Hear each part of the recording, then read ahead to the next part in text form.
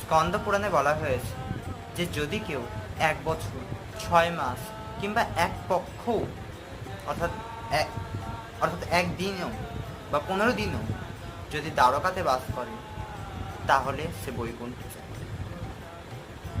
ব্রহ্মপুরাণে বলা হয়েছে যে যদি কেউ জগন্নাথ পুরীর যে 80 বর্গমাইল যে জায়গা, সেই 80 বর্গমাইল জায়গার মধ্যে পুরুষোত্তম ক্ষেত্র যেটাকে বলা হয়, সেইখানে যদি কেউ বাস করে তাহলে সে দেবতারা তাদেরকে চতুর্ভুজ মানে ভগবানের বৈকুণ্ঠে যে চতুর্ভুজ রূপ আছে সেই চতুর্ভুজ রূপে দর্শন করে।